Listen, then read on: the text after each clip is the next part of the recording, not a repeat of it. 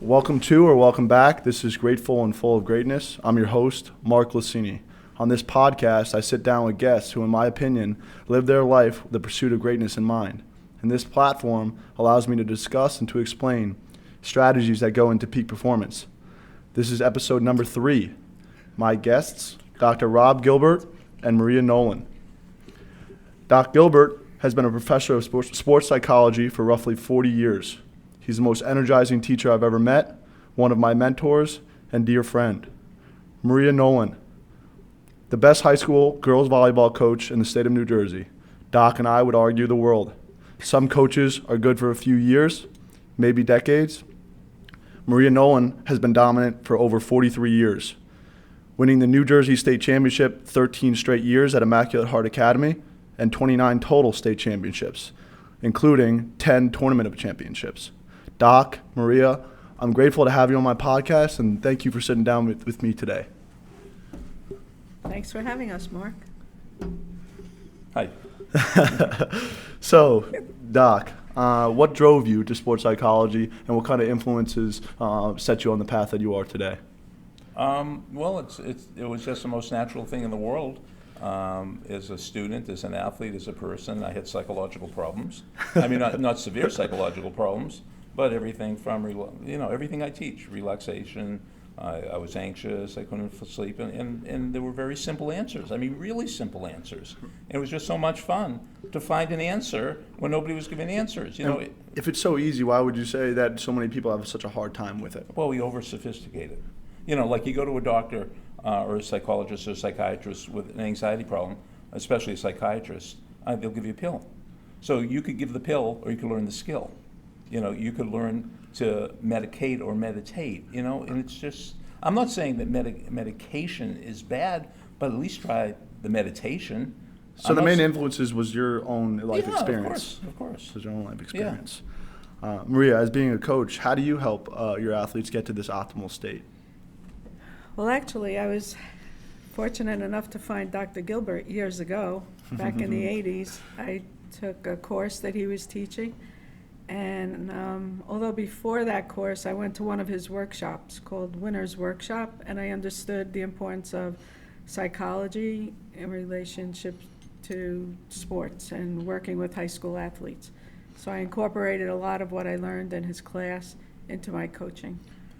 If we could get a pill from what Maria does with her athletes, she is so extraordinary. And I would say virtually nothing she does comes from me. I mean, there are very few people that are geniuses what they do. She's a genius at what she does. And I would agree. Her kids always do their best when it means the most. They never choke. They never underperform. I mean, there's no coach on her level. Yeah, exactly. In any sport. And that's what you're trying to do with your athletes, is so make them play we best. had lunch together today most. to get ready.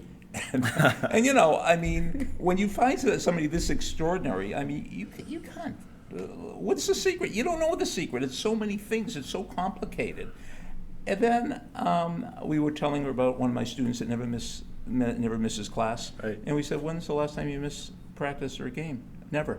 She's never missed practice. She's never missed a game in 43 years. Right. Now, Woody Allen said, showing up is 80% of success. I mean, she said she had a meeting once. She had, a volleyball meeting, probably a seating meeting. But I mean, if nothing else, 43 years, she's never missed a game and she's never missed a practice. John DeLate, one of my friends who's a high-level administrator in college, he tells my freshman students, if you never, ever miss a class in college, if you just do that, you're going to graduate. Now, of course, you're saying, well, that doesn't mean I'm going to study. No, but if you're committed enough to go to your classes, you're going to be committed enough to study. If you're so committed to go to every single practice and every single game, when you're sick, when you have family problems with this, imagine, that's a solid foundation. Absolutely. And I think something that I took away from lunch is all your success, you still find there's such an aura of humility about you, and you've been so successful. You've won so much. So how do you do that? How do you maintain that? You two are so generous with your compliments, but there have been bad games. There have been bad days. And as far as going to every practice and match, it's part of the job, and it's what's expected. I expect it of the athletes to be at every practice unless they're very sick. And it's just a commitment that you have. You commit to participate, you commit to coach, then you should be there. So it's just, So showing up is more than half the battle. But then what goes in after that? I mean, you've been teaching, you've been learning and trying to explain to people mental training for such a long time. Yeah. So they show up. What's Yeah. next, right? When the pressure hits, when they get tense. How do you if handle you're a that? student, number one, you show up. Number two, you pay attention. Like if you go to the movie and fall asleep, Focus. you're not going to remember the movie. Right. If you go to practice and you don't pay attention, you're not going to get anything out of the practice. But I mean, if you're going to show up all the time, then show up early and stay late. That's what they tell people in sales. First in, first out. Right. So you can't go wrong with that. But there has to be, now, I'm sure we have some people listening that say, well, I'm willing to do that. I'm willing to do that. And that's okay that you're willing. But you're going to lose to the people who are eager. Right. I mean, Right. eager beats willing. Willing means tell me what to do and I'll comply. Right. Okay, you want a 1,000-page paper? I'll write it. Won't be Right. any good, but I'll write it. Right. But eager is, I can't wait. I can't wait to go to practice today. Now, we have athletes that usually stay later, not too many that come earlier because of the time schedule with the school, but they'll stay later to work on different things because they want to improve. They know they need some work in an area, and we'll have that. But I think part of it, too, of them coming, they want to be part of the team. So that's, I guess, at least half the battle. Yeah. But also that we make the practices worthwhile, that they're getting better and that they enjoy it. yeah. And then coming is, they want to be there, they want to practice. Let me ask you a question. I mean, there is nobody, and she will refute this, but nobody has her credentials in any sport at the high school level anywhere in the country. Right. How many, just this past season, Maria's at Immaculate Heart Academy in Northern Jersey, how many preseason, during the season, how many coaches at any level came to your practices to watch what you did?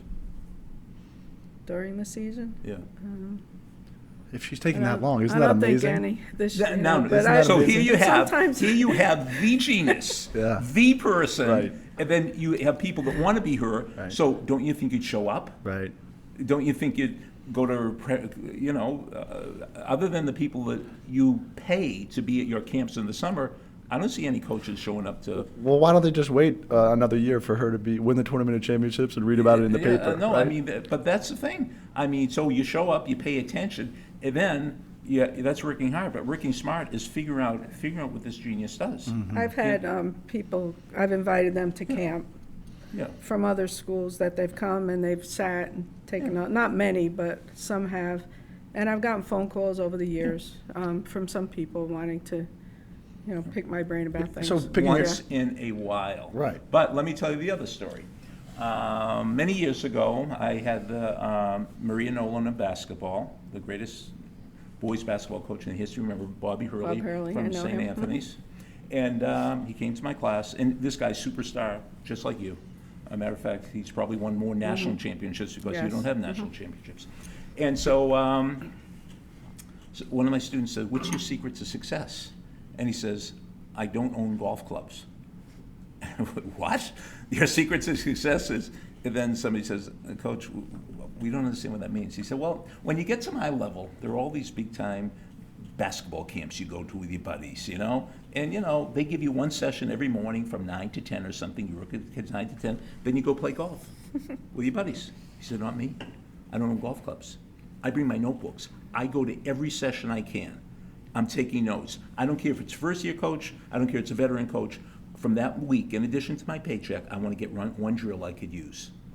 Just one drill." So here's the greatest basketball coach still wanting to get one drill, I was just talking about this with my father. Whether you're listening to a podcast or a movie or a book or whatever it is, you're looking for those little nuggets, That's right? right. It's That's nothing right. new and different. That's right. But things that come to mind when I hear those golf clubs or that story about golf clubs is distractions. And we were talking about an athlete being willing versus eager. In your athletes, and what is that split? That over your 43 years, has it been 50-50 of athletes that are willing versus eager? And what makes them jump from willing to No, eager? most are eager. Most.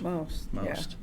And what is There that? haven't Why are been they that eager? many that weren't, or we'd never have the success that we had at both Sea Caucus and IHA. How do you get them to eager? Is it something that you do, or they come in eager? They came in eager once we were winning and it was successful. Then they came in eager. But to get them at the beginning to that part wasn't easy. But the way I'm going back to designing the practices so that they realize that they are improving and they're getting better and their time is being spent it's worthwhile, and just wanting them to get better. And when you start winning, you want to keep winning. So it's really that incremental contagious. improvement breeds that enthusiasm out of them. Yeah. They just and see so it themselves. And they want. I remember being at Sea Caucus, and the girls would say they wanted hard practices. They didn't want things easy. They wanted to work hard and get better. And Doc, you always talk about how people won't believe what you say, but they'll believe what they do, right? And that's what I'm hearing. When your athletes come and you develop a practice plan that's working on strategic improvement, and they start feeling it and realizing it themselves, what do you do about the athlete that doesn't care about the practice, or you? What do you care? What if a student just doesn't care about the lesson, or? What do you mean? What about us students? What about all students? See, Maria is like Bruce Springsteen. If you go to a Bruce Springsteen concert, when people are walking in to the concert, they're already psyched up, you know? Like if you and I gave a talk, nobody's going to, because they don't know us, you know? But if Tony Robbins is giving a talk, so Maria, especially in the little town of Sea Caucus, I mean, little kids want to be part of her program. You know, at IHA, I mean, it's already, you want to be part of the Yankees, you know. And so she has that, in school, it's not cool to be eager. Maria, how have you dealt with this aura of like fame, whether it's Sea Caucus, or maybe fame's not the word, but kind of like the publicity about it? I just don't think of it. I just go about my everyday business. So I did have some athletes when you talk about that before, some that weren't eager, and how do you deal with them? I remember it wasn't easy because you want the team to do well, but sometimes when you get an athlete that is that gifted athletically, they don't work as hard as the other ones, and you need to really push them and bring them to that so that the team develops to become stronger, and the other players see that, and they get annoyed if someone isn't putting out the way they should and working hard. Something I was talking about with a coach recently, because he was a firm believer in the importance of celebration, symbolism, ceremonies, and it is important to have that, right? What are you working for? You're working to celebrate a state championship, right? But the questions you have to ask yourself is, how long are you reflecting for? And who are you reflecting with when you celebrate? Because if you're dragging out that celebration too far, then you're not focused on the next year, right? And that's something, obviously, without even asking you, you've been good at doing, right? Turning the page and focusing on the next year. What do you sort of do at the end of one year to prepare for the next year? Is it something like a total revamp and review of the year, or? Pretty similar, pretty traditional. If something's working, I schedule it again, try to keep the same thing going that we've done that works. But I mean, there's been things we've changed over the years, obviously, but does it deal with the change of personalities? Like, how do you deal with that change? I try to keep the same philosophy when I'm coaching, the way, to work hard and with the, use the same design, putting the lineups together and things that have worked. Right. So I look back, if something isn't working, I look to change it. Doc, and it changes during the season, and I don't know that the players or even parents understand that. They think right at the beginning, even in scrimmages, they're like, oh, she has this lineup out. This is who's going to be on the court, when a coach at that point is looking to see what works, what could be the best design of the group. And then there's been a number of years where during state tournament time, I've changed the lineup to win. Yeah, it's happened a number of times. I can't even count right now. But it doesn't mean it's a gut feeling for you, or yeah. It's at this point I could see this isn't right, this isn't working, it's not going to happen. Right. So we either keep going with it and it won't happen, or I could give it a shot, take a chance, change something. Right. And They say on an okay. individual level, a slump is like a soft bed, easy to get into, hard to get out of, and you're finding the difference that makes the difference by changing that lineup, right? She's never had a slump, though. Yeah, but she's feeling it coming on. She Yeah. feels it coming Oh, yeah. on, and she changes Yeah, it. That's a you know, gut you know. instinct, Yeah. because Yeah. you kind of have. I always think that the best coaches out there have their finger on the pulse of the team, right? Exactly. And where's the trajectory going? The trajectory of an individual, a team, or a business is much Could more tell. important You could than tell. where they are right now, right? And being this year, aware of where they are. we lost the Bergen tournament again for the 5th time. That resulted in us winning the Tournament of Champions, winning our state title, and winning the Tournament of Champions. So what happens after a loss? You actually work harder. Yeah, you I dig hate in. to say that, You dig in. but you do. And Yeah. you know that, this is it. This is what you're working for, fighting Right. for, and you just seem to work harder. Had we won the Bergen tournament the way things were going at that time, I don't believe that we would have won. We would have kept winning it all. Right. And what you just said reminds me, I was a collegiate wrestler and a high school wrestling coach, and I had a genius coach in college. And when I started coaching high school, he said, if you want to have a state champion, you better make sure that he doesn't get to the state championship undefeated. Because if you get to the state championship undefeated, you're wrestling not to lose, you're not wrestling to win. Yeah. He said, bring him to Pennsylvania, bring him to Iowa, but make sure the kid loses, Oh my you know? God, yeah. I mean, I just went to go see a few years ago in 2018, Yale lacrosse Yeah. lost in the Ivy championship to Cornell, and Yeah. then won the national Yeah, championship. yeah. And who's to say that would have Yeah. ended that way if the first one didn't happen? Right? You know, I have $1 million idea for somebody out there. You get in touch with Maria and work out a deal with her and interview her, and I know the title of the book, What a Great Coach Could Teach a Leader. Because a lot of times, she doesn't even know what she's doing. You just watch her on the sideline. You got to and give her a little bit more credit than that. Huh? No, sometimes she's unconsciously competent.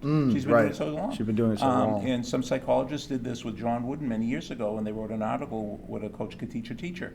And they said, what was Wooden doing? I mean, and one of the things they figured out, he was praising the individual but scolding the group. Whenever somebody did wrong, praise. Whenever he did something wrong, he'd demonstrate, nobody do it this way. He would never point to a person. Yeah. It's A lot of important. coaches never use the word win. They go all out, give a full effort and stuff like that. But if somebody wants to write a book with Maria, I mean, she is a genius. Right. And there are a lot of secrets there. Right. Well, how important, even at the high school level, do you think the mindset of the individual is mental training, then them kind of having an understanding of how do you keep the stage from getting too big for your girls? The mental aspect, the psychology of playing in volleyball is huge. There's big swings in volleyball with how the girls perform and what they think they can do or can't do, and that affects them tremendously. Right. And they even know many times before the match even starts, if they think they can beat a team, then we have a good shot at beating that team. If they think they can't, and I'm sure Dr. Gilbert will, attest to this in his dealings, then they won't. They have to believe that they can. But I do want to mention here too, you need to surround yourself with the right people, with positive, good people that will help you along the way. Because believe me, I do not know everything, and it's not all everything that I've done or said.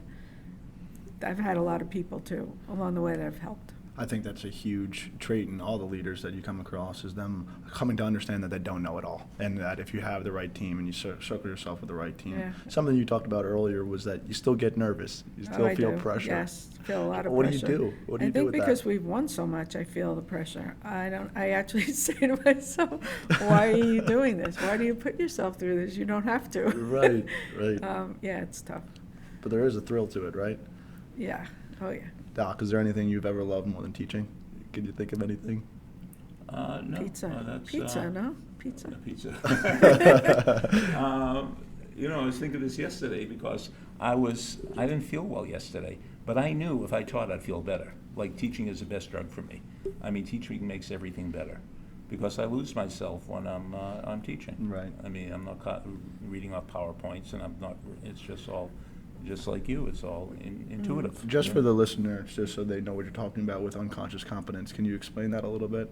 Well, the 4 steps to learning anything is, first step, you're unconscious incompetent. You don't know you don't know. So there was a time in our lives we didn't know how to ride a bike or tie our shoes. We just didn't even know. We didn't even know what a car was. And then the other kids are riding their bike, and we know we can't. So we're consciously incompetent. We know we don't know. I know I don't know how to tie my shoes. I know I don't know how to ride my bike. And then we get training wheels, or mom and dad show us how to tie our shoes, and then we're consciously competent, meaning we could do it, but we have to think a lot about it. We really have to think, and it's really, like signing your name before you're really good at it. And then the last stage is you're unconsciously competent, you could do without thinking. So Jared Jeter was just elected to the Hall of Fame, and some of the spectacular plays he did that seems like it was just, he just did it. Right. He always practiced all of the weird plays, right. Behind the back flips and all that stuff. So that's what you have to do, and that's what Maria's a genius of, because it all comes down to training. Right. That's my favorite word in the world, training. And Maria's not the best coach the day of the game, but Maria's a best coach, it's the iceberg effect. The day of the game is the tip of the iceberg, but how she trains these kids over and over and over again, that's where the genius comes in. Right. You both have your arenas in which you compete in. Everybody has an arena that they compete in. Yours is the classroom, yours is the volleyball court. When did you guys know that's where you belonged? Was it somewhere along the line? Was it right away? I don't know. When did you know? It just happens. Well, it really wasn't when I was a like- student, but when I came to Montclair State, and I just realized this is, not only because at the beginning I was a horrible teacher, but it's what you think about, what do you think about most of the time? And I think about, okay, what's going to happen in class? What am I going to do at the next stop? I'm always thinking about it. Now, there was a time, every once in a while, a student would laugh at something I said. So I started going to comedy clubs in New York and taking classes on how to be a stand-up comedian, because I thought it would be great. But you know what? I didn't think about jokes all the time. Robin Williams did. So if you want to be a comedian, you have to have a notebook, and you're always like Stephen Wright. You're always writing stuff down. Right. So I don't think about, I think about teaching all the time. Right. It's funny, you guys both, when I asked you that question, you just said the word just so many times. Yeah. And you love the word just, right? Because just is unconsciously competent. It's unconsciously competent. without You thinking. just belong there because you just knew it. You could feel it. I always said to you at lunch right before, I said, will you miss it? I think you would miss the thrill, but you tell me. Do you think you'll miss the thrill of it? What do you love most about coaching? I think what I love the most is just the teaching of the game to the girls. It's not during the competitions, but I think it's during the practices and leading up to it and seeing improvement. I think that's what I like, and that the girls get more confident in themselves. See, I think that's where the real competition is. If you have 2 hours and another coach has 2 hours, on a daily basis, could you get more done in 2 hours than the other coach? Because that's what's going to show up in competition. Something I learned from you, Doc, was that athletes, most of them, don't like post-game analysis, right? PGA. post-game analysis. PGA. Yeah. What are your thoughts on that, Maria? Do you think that Well, after a game, they don't like it from their parents. Got it. That's what they don't Got like. it. That's why a lot of kids drop out of sports, because they're driving home from the Little League game and they want to go to McDonald's, and mom and dad, who know nothing about Little League, are telling, well, when they hit the ground ball, you should have thrown it to the right fielder. The Right. kid knows they know nothing about it. Yeah, and once the contest ends, that should be it for a while.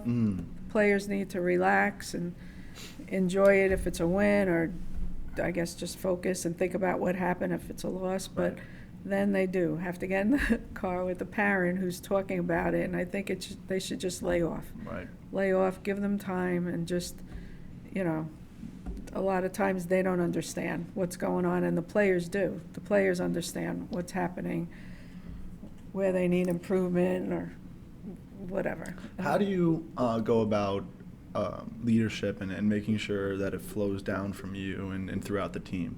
Is there a Something certain I do that's unique. I don't select captains. We don't have captains, so that everyone assumes responsibility. We do have to have a captain, or they call it a captain, go to the coin toss, and there has to be someone designated on the court to talk with the official if there's an issue. But otherwise, so I have to assign someone to do that. Otherwise, I wouldn't even do that. What made you go no because- captains? Well, because I realized at some point, and I think, was this back when I had Dr. Gilbert? I'm trying to remember. I think it was before that. I realized that because players that was selected as captains, whether I selected them or some years the team selected them, they weren't necessarily the leaders. They were captains in name only, but not the leaders. The true leaders come forth. They will rise when you need them to and lead the team when you need them to. So in 1988, I'm dating myself, I decided at Sea Caucus not to have captains. And if I have to pick a team that was maybe my best, that might have been the year. Because, and I only had 6 players. I had 2 sophomores, 2 juniors, 2 seniors. I remember the team. Oh my gosh. They didn't want to lose a point. We went undefeated. Back then, there was no tournament of champions. We won the state title, and we didn't have captains. And I said, you know what? That's it. That's done. it. No. Was it an aha moment, or you just Yeah, decided? well, after that season, I said, Right. you do not need captains. And Right. everyone just shared responsibility. It was great. That's And awesome. so, Awesome. yeah. I don't know. There might be a right way to go about like the hierarchy and making sure that things flow down correctly. But I love that. Yeah. I love Well, what that I strategy of learned, not having help me out, a woman wrote a book. She was a sociologist, Deborah Tanner, something like that. Oh, about relationships. Yeah, and how she said how, now this is years ago, but how girls were brought up differently than little boys. That boys were brought up to listen to authority, to have someone giving them orders and directions and play an army and whatever. Got it. That kind of thing. And girls were not. Girls don't like to hear directions and orders from other girls. Interesting. It made a lot of sense. It makes a lot of sense. So I just went with that. Right. What's the UNC soccer coach's name? That was great for so many years. Anson Durant's? Anson Durant's, Anson yeah. Durant's. He talks about that in a 1992 Sports Illustrated article, actually, that coaching women as opposed to men is just different, all right? And for that reason that you just explained right there. Doc, you're obsessed with stories. What made you become obsessed with stories? It's just the most fun thing. Well, I mean, everybody's obsessed with stories. They just don't realize it. You know, you pick up your friend at the airport, they just got back from Europe, and what are you driving them home? What does he or she tell you? They tell you all the stories.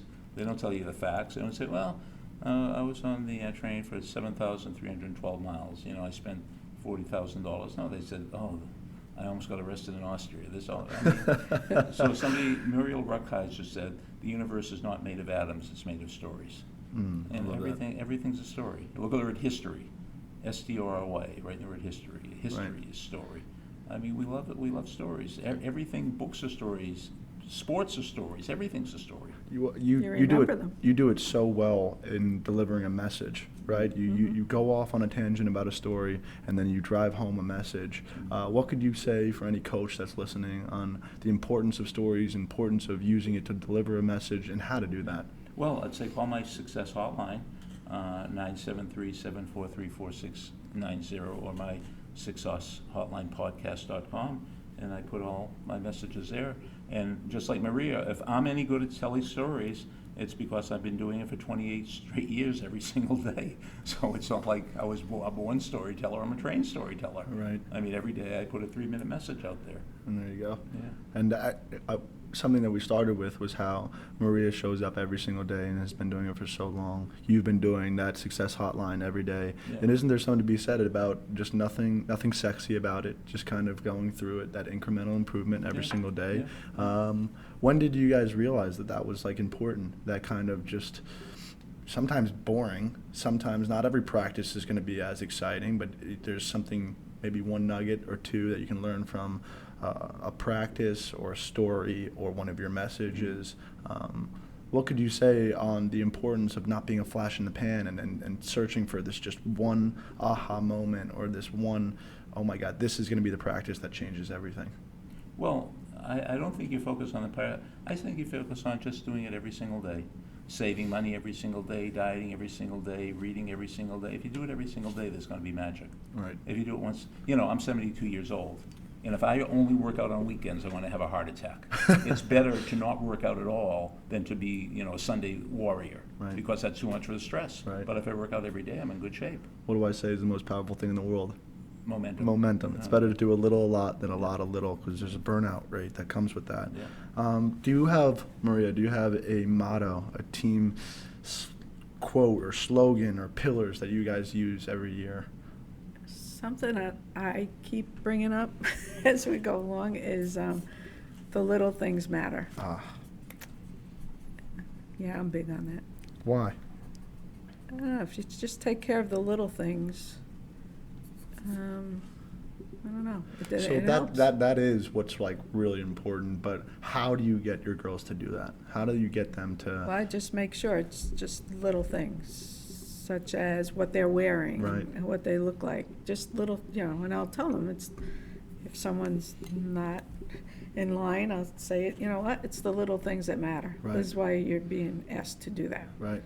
I think I love the story of John Wooden teaching the team how to put their socks on, right? Because if they got a blister in a game, they don't want to have to deal with that. But I was just reading in this book called Atomic Habits by James Clear how this man for the British cycling team named David Brailsford became the head of it, and they hadn't won a cycling event in 110 years. Not the Tour de France, not the World Championship, nothing.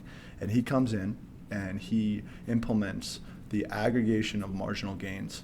And all it's the idea of 1% better or 1% worse. And you don't really realize in the next day or week, but over his theory on atomic habits and that 1% better, and I mean the changes that David Brailsford were making were kind of absurd or weird to the public. I mean, he was bringing in doctors to show people how to wash their hands. He was bringing in massage gels. He was wearing these electrically padded pants to keep their muscle temperature up. These windbreakers when they're going through wind tunnels. I mean, these little tiny gains everywhere. But the point of this story is that the results came within 5 years. They had 60% of the gold medals in the Olympics in 2004. Then they went to the London Olympics, and then within that same year, or that same decade, they had their first Brit to win the Tour de France, and then they won 5 out of the next 6 years Tour de France, right? Pretty powerful story. Yeah, great. 110 years of nothing, then you implement the aggregate of marginal gains, and look what happens in 5 years, right? And it doesn't happen overnight. It doesn't even happen in a year. But in 5 years, it was a hockey stick type of gains that were happening. And these results were real, right? So when you say the little things matter, that's what I think of. I think that if you can't do the little things right, you can't do the big things right. Do you see that every single practice, or how meticulous are you about it, or do they kind of pick up after a couple? I believe I'm meticulous. I think it's important to be, right? Yeah. Right? They know, what Something that we talked about at lunch was that you don't yell, but you're sometimes stern. When do you choose your times to be serious and raise your voice or deliver a message powerfully? If you see something that isn't going right, if someone is offline, like not, I don't know, I'm trying to think of when I would do this. Right. No, but it talks about the timing of coaching matters. They'll know just with my tone or my expression that I'm not happy about something. Right.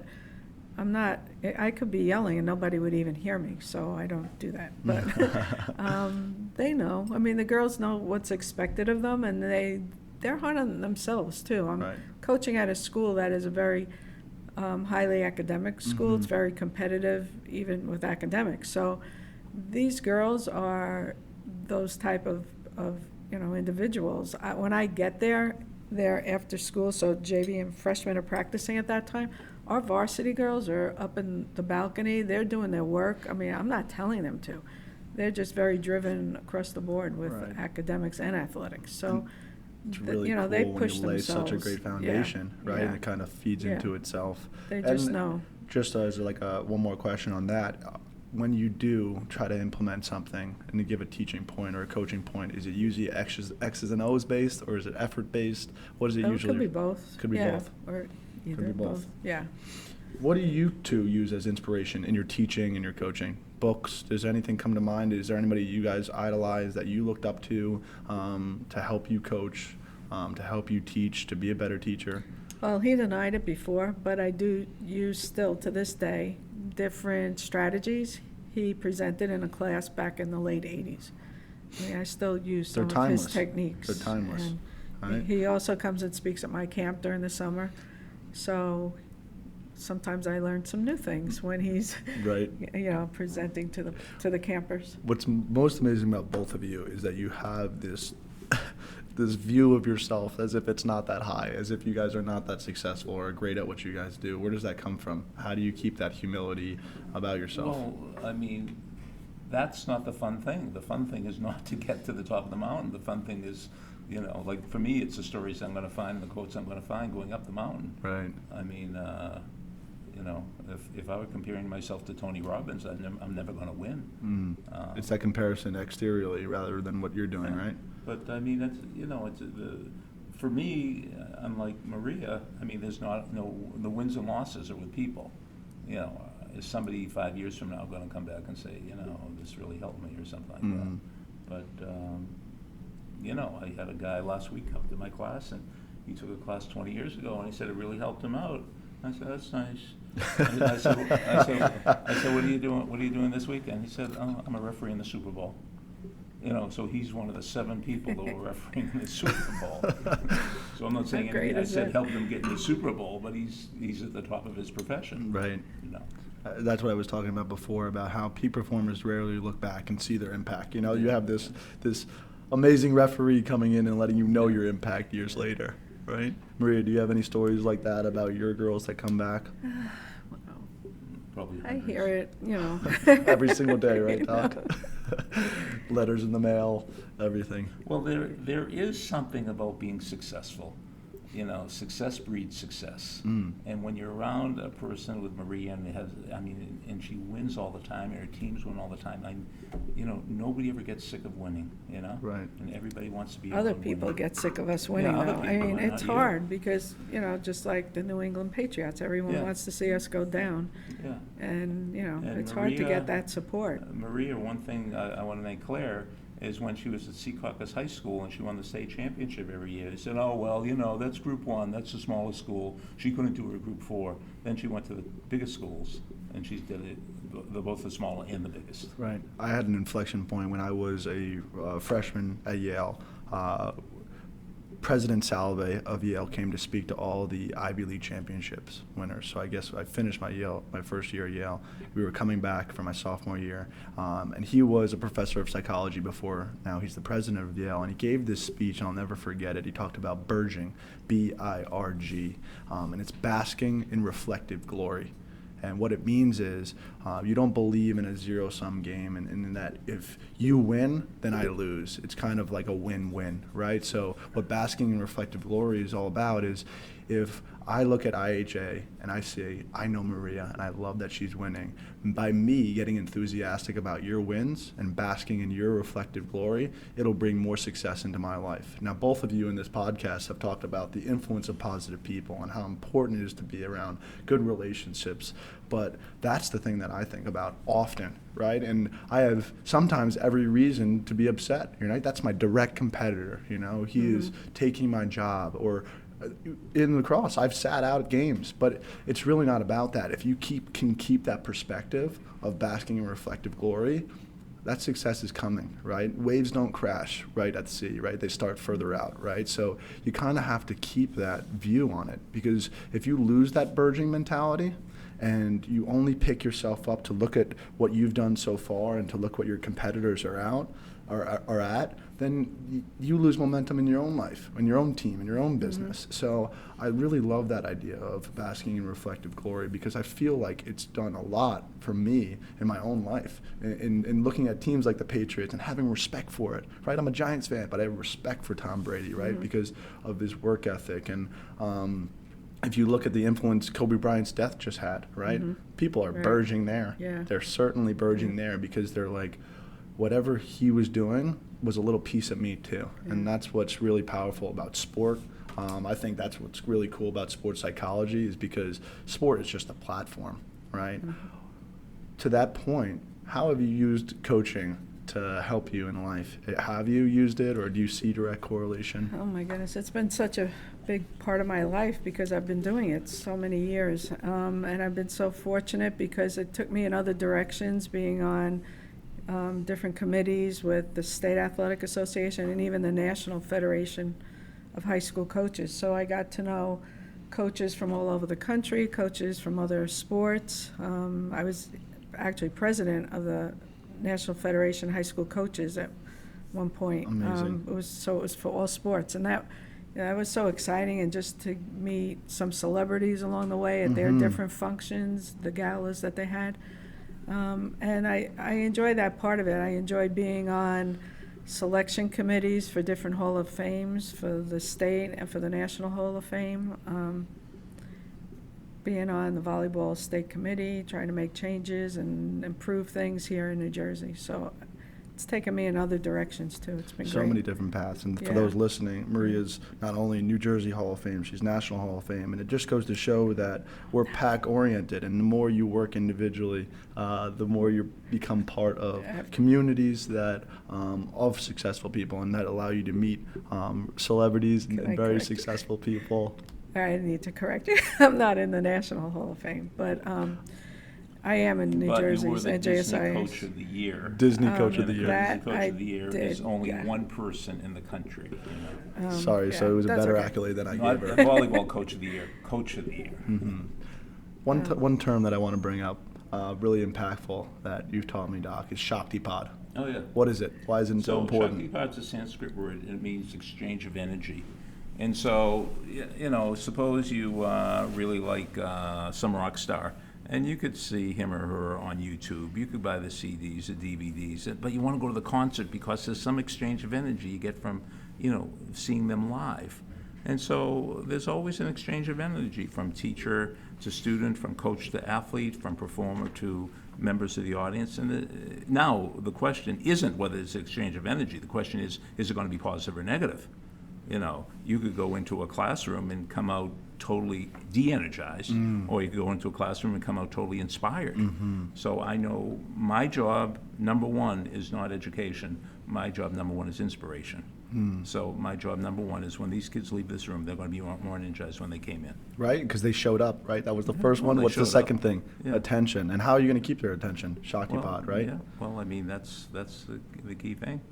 So what And attributes? the amazing thing about volleyball, we'll talk about energy. I've never seen a sport where the energy shifts so quickly. So Big, drastically. yeah. Like, when you were watching the Super Bowl, even though they were 10 points behind, didn't you get that feeling that it's over, Kansas City's going to win? Well, it's momentum to me. You got the momentum, you Right? got the feeling. It's momentum. And I've watched volleyball when I was at Yale, and they celebrate every point. That's different than most sports, right? I like that's very rare in a lot of other sports, but I see every single time hand slapping, clapping, all this different stuff. Something that I use all the time myself and in coaching is in 2008, Kevin Garnett won an NBA championship with the Boston Celtics, but he was also the most touched player, and he won the MVP. But there's something to be said about, and there's an article, right, of Kevin Garnett being the most touched player.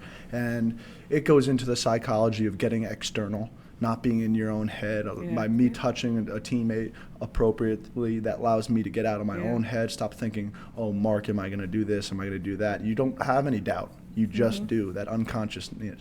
Why is it so prevalent? It really helps for them to get together after their points, because you have to be mentally tough to be a volleyball player.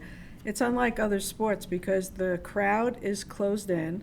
When you error, the ref blows a whistle, so everyone is now focusing on you who made the error.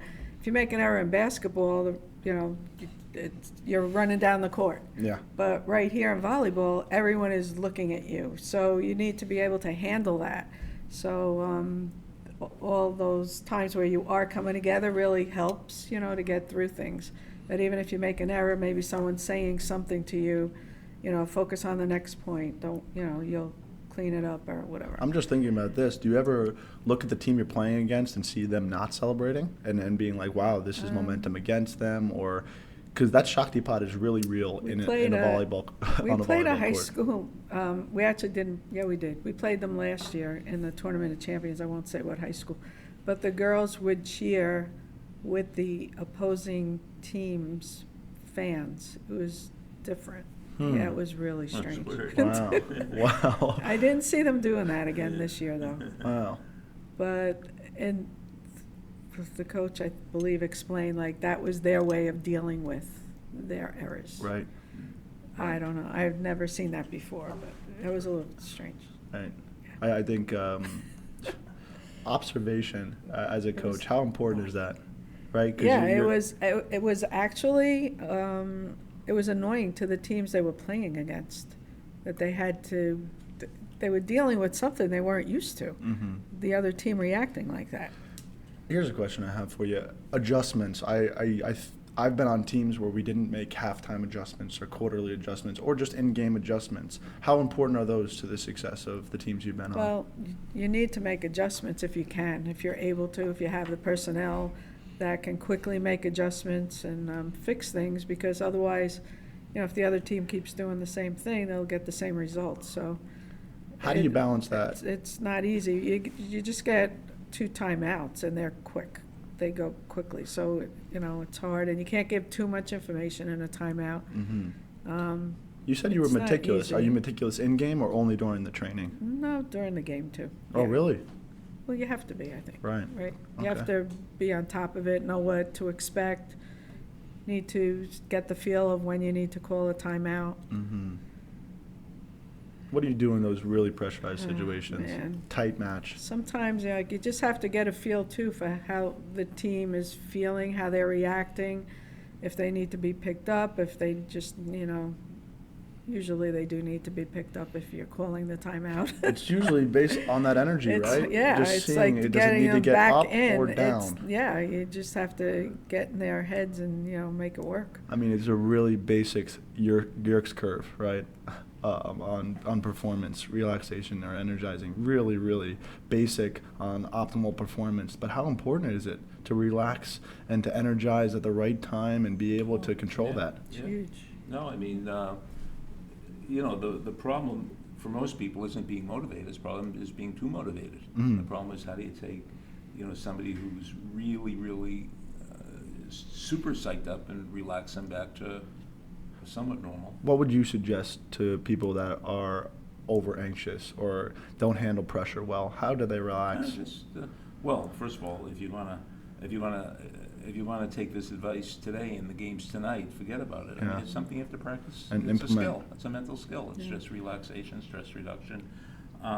Sports psychology in the last month has totally changed because LeBron James bought into a company called Calm, and there were ads all over radio. I can't believe they're advertising sports psychology, and LeBron James is saying stuff like, good athletes train their body, great athletes train their mind. I mean, I can't believe this is on the radio. And you could buy the Calm app, but it's all about relaxation, falling asleep, mental training. LeBron James is like totally into recovery. His whole thing is recovery. He's always icing, he's always sleeping, he's always recovering. So sports psychology is becoming mainstream now with these ads. Right. I think it's really important to understand that not all stress is bad, and there is such thing as positive stress. It's huge for gains. Well, it's called eustress is good stress, and distress is bad stress. Right. And what's really, really important, if you want growth, the recovery has to come after that stress, right? I think that goes back to what we were talking about, post-game analysis. It goes back to just decompressing before you go again and not kind of burning too hot all the time, because then you're only staying in like a third or fourth gear, and rather than pushing the envelope. You say often, and this will be a great statement and question for both of you, you always say the best team never wins. Why? Well, the best team never wins. The team that plays best always wins. Because you could gambling is becoming so popular now that it's legal. And everybody's trying to try, who has the edge, who's bigger, who's stronger, who's faster, who's more skilled. You could try to figure that out for the Super Bowl for the rest of your life. But the teams are not that different. And we don't know how they're going to operate the day of the game. Right. Once the ball is kicked off, we don't know who's going to rise to the occasion, who's going to fall. We don't know who's going to be psyched up. We don't know who's going to be psyched out. And so it's, first of all, that's why it's ridiculous to bet on sports. I mean, you're never going to get it right. I love it because I think it provides hope to the underdog, and there's an underdog mentality. But you could train yourself to be better prepared. Like and study what Maria does. Her teams are always better prepared. They're always mentally in the right place. They never choke. I bet they've never choked. Maria, how do you deal with that consistency? They've choked, Doc. You just haven't seen it. You haven't been to that match. But I think it just comes back to having confidence and knowing you can. having confidence individually and then collectively as a team. They realize that they can or they can't. And I think that's a huge part of it. And it's part of the psychology of the game. Right. Dr. Nick Molinaro talks about self-efficacy, which is proof of skill. You said confidence and then knowing you can, right? Because confidence is one thing, but it's kind of like this belief that's a bubble that can be popped unless you trained for it, right? And that's the knowing you can, that proof of skill that comes with self-efficacy, that knowing that you've put the time in, you invested the time with the other girls on the team to do the right things. Therefore, you can have the confidence, right? Because confidence deals more with a feeling, and you have this self-efficacy, which deals with more the knowing, the thought life of that individual saying, yeah, I've been here before, and I'm going to sink to my levels of training, and I don't care how big the moment gets. I'm going to go to my training, and I know that I can, and I'm going to perform right here. Because everybody always is told, you should be more confident. I was just watching a TED Talk. Or relax. Yeah. They'll be yelling out, relax. I was watching a TED Talk called The Art of Being Yourself. And I forget the woman's name, but she talks about how people give advice like, just be yourself. We don't want to be anybody else, right? We just want to be ourselves. But how do we do that? And I think that's why I bring peak performers like you guys on here, because I want people to understand how, right? And your team gets there, that consistent winning how. Confidence, but what's more important is the knowing that they can, that comes from the training, right? It's because training, it's practice, it's working hard and knowing that you're improving. Right. I could enter a surfing competition and be confident, right? It's ridiculous confidence, but I've never surfed in my life, right? So sometime during that competition, the doubt will creep in. Maybe when the wave's coming, right? And the barrel's about to hit me, I'll say, no, I've never been here before. Question for both of you. This podcast is called Grateful and Full of Greatness. How would you guys define greatness? Well, I heard a quote recently, talent is hitting a target no one else could hit. Genius is hitting a target no one else could see. So talent is hitting a target nobody else could hit. That's like greatness. But genius, ultimate greatness, is like Wayne Gretzky. I mean, how did he know where the puck was going to be? Is hitting a target no one else could see. And so, I'm sure Maria, she sees formations and something happens in her brain and she makes adjustments, I mean, it just happens. I think a lot of it that I've done in the past is placing the athletes in positions that not only are good for them, but they're where the team needs them to be. And I think that's been a big part of it too. I've talked because they've played other positions maybe in club or another year. I might change their, where they are, and that's how the team can do best. Right. But sometimes not everybody wants that. I think the years in my lacrosse career in which I didn't perform at the best of my ability was because I was unaware of what I was expected of me, my role, and it was ever changing, whether it was during a game, whether it was during a full season. And what you were talking about is putting players in a position to be successful. They're aware of what the role is, right? And they're not always accepting of it, though. Right. What do you do? What do you do with that? Well, that's hard. That becomes a hard part of coaching, getting them to understand that. This year was great. We had some seniors that weren't on the court, but they still cared so much about the team and that, we would, be successful at the end, that they weren't selfish, and it was great. That doesn't always happen. You don't always get that. And, it was remarkable that they were, and it made it so much better for the team and the whole season, and so much more enjoyable to have, players that just put the team first. Right. It was whether they were on the court or off the court, and it really mattered. It made a big difference. I said to you during lunch how much I love the word gutsy. Why do you say to your girls, be quick and gutsy? Well, I always look for quick and gutsy in players. If I know someone is gutsy, I want them on the court, because those other girls that will work hard, they'll go after things. They're the ones you can rely on when the game is on the line. Right. So that reliability is huge, right? Yep. And how would you define that that gutsy Well, word? they're go-getters. They're aggressive. They want to make sure they will give it their best shot. They will just go. There's no hesitation. They want it. They're going to work hard. They're going to go after things. So I often talk about, this is amazing that the audience is getting an understanding of what you guys do. What would you say is your why? And why do you coach? Why do you come back the next year for year 43 and then keep going year after year? Well, at this point, now that I'm retired from teaching, it's something that I'm doing part of the year. I don't have any other hobbies, I guess, at this point, so this is it. That's all you know? Yeah, this is it. What Big about part you? of me. Well, John F. Kennedy once said when he was president, there's only one reason to give a speech, and that's to change the world. So that's why I'm in my classes, I'm there to change their lives. I'm there to change the world. Now, am I changing their world? Their world, the world, maybe. There was a guy that when he was in high school, he came to one of my talks, and even now, when he gives speeches, I hear some of the stuff he stole from me. Right.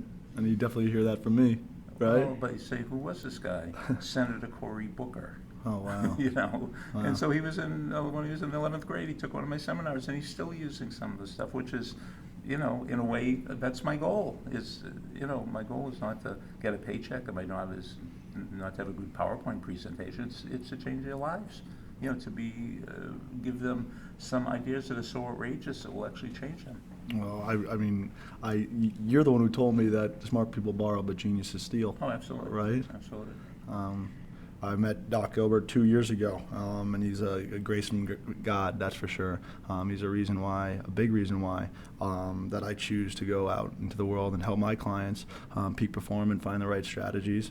I think it's awesome that we had Maria Nolan here, an amazing, amazing coach who's so decorated and yet so humble.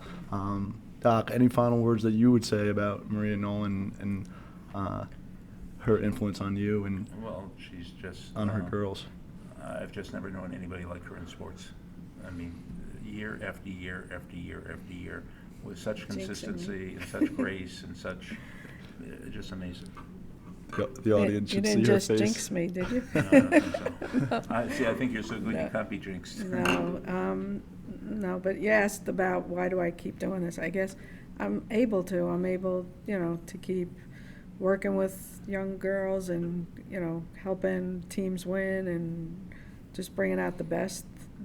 If I can, I'll keep doing it. And do you think you'll hopefully we'll keep winning. when you do retire years from now, you think you'll miss the pressure? Oh, not the pressure, no. The No? pressure's tough, no. The thrill? I don't What like the will pressure. you miss the most? I think just I don't know.